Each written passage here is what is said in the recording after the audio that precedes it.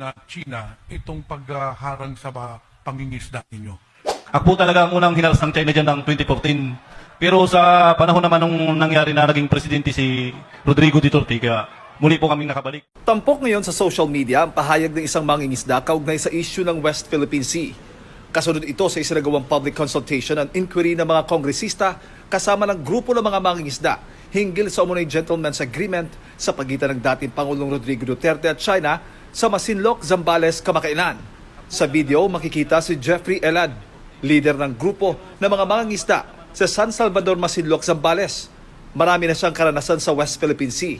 Anya, nung panahon ni dating Pangulong Duterte ay malaya silang nakakapangisda sa Baho de Masinloc o mas kilala sa tawag na Scarborough Shoal. Dahil sa kakayahan po na lagi po akong nangingisda dyan, ako po talaga ang unang hinaras ng China dyan ng 2014. Pero sa panahon naman nung nangyari na naging presidente si Rodrigo Duterte, kaya muli po kaming nakabalik. Pero sa ilalim ngayon ng administrasyon ni Pangulong Bongbong Marcos Jr., sinabi niyang nakaranas na naman sila ng panghaharas mula sa China.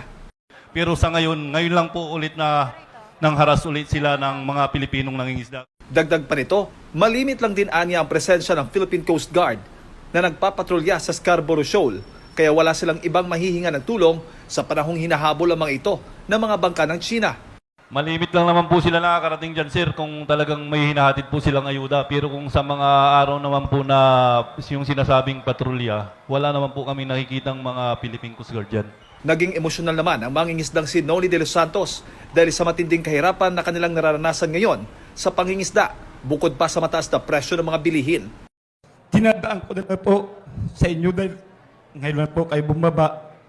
Ramdam naman ninyo siguro ang kahirapan namin. Dahil pagdating sa mga buyer, maraming huli, kunti ang binta dahil sa utang. Maraming kita, mahal naman yung babayarin. Bigas, kurinti, tubig. May patutsada naman ito sa mga politiko. Sinong tutulong sa amin? Kapag eleksyon, kilala mo kami. Pagdating sa problema, di nyo kami kilala. Anya, hindi sapat ang ayuda na kanilang natatanggap mula sa pamahalaan. Kaya ang hiling nila, Malayang pangingisda lang po ang kailangan namin. tinitiyak naman ng mga kongresista na tutulungan ang mga mangingisda na magtutuloy-tuloy ang kanilang pangingisda sa Baho de Masinloc at iba pang lugar sa kabila ng banta ng panghaharas ng China.